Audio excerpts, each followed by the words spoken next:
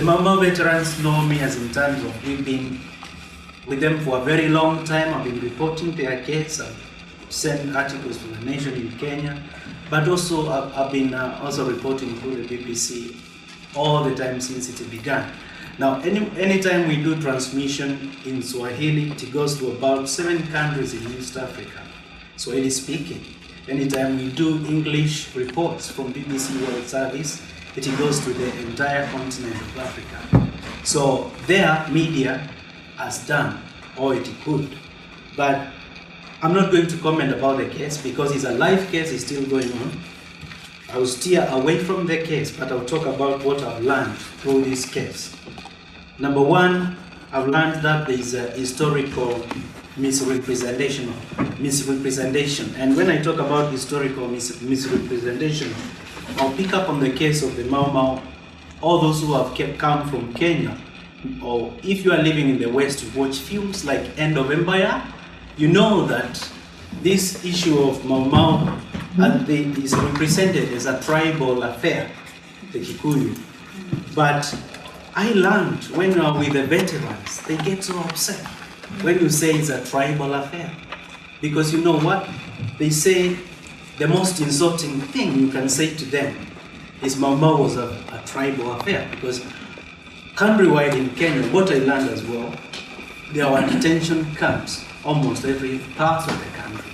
And during the colonial era, all these people were detained in different sections of the country. And they all came from different tribes. As I'm talking to you now, the 4 test case, the 4 of them, they are not all Kikuyu. They are 2 Kambas, 2 Kikuyus.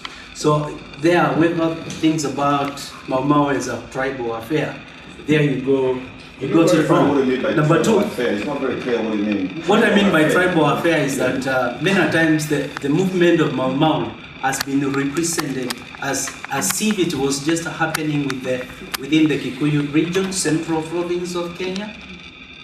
You understand? So that is what may be number 1 we need to change in the minds of many people, because in terms of inclusivity, if we can change that in terms of education. But let me talk about invisibility. Number 1, during the colonial era, the Mau Mau movement was prescribed as an illegal entity. They could not meet within themselves, not even to talk about going somewhere. If they were seen 2 of them together, they would be arrested. You know what? That stayed on for a very long time, even after independence. Now, what does that tell you? It tells you that these people could not come together. They couldn't have any form of association that will further their cause. Number 3, when that law was still there, it meant that Kenyans never knew exactly where these particular characters called Mau Mau stood. And that being the case, if you say these people, by law, they are not supposed to meet even after independence. Now, what does that tell you as a Kenyan? They are still seen from that perspective of colonial era. And therefore, that increased their invisibility within the Kenyan setting. And then, in terms of ensuring people change, there's a huge challenge. There's a huge challenge of educating the public on the role of Mau Mau, who they were, what they stood for, because it was a freedom movement to free the entire country of Kenya. Then lastly, let me just quickly point out the Pan-African support. If you come from Africa, when someone's house is on fire, his neighbors will come to rescue and help.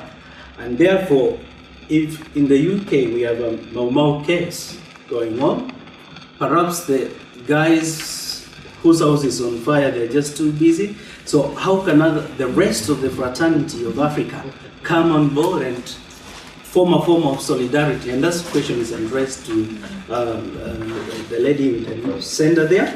Then lastly, about the film, I'll just go quick comment. You talked about the factual, the film being factual, and I'm talking about the man in front there. This is just work of fiction, because you know, if it was based on a true story, the directors and writers of the film would have indicated this film is based on a true story. So having been in the drama way back before I became a journalist, I know this is just work of fiction, I think and you it's made it just very drama. clear with that question. Yeah, I'm just Yeah, so let me clarifying. have one more question here. And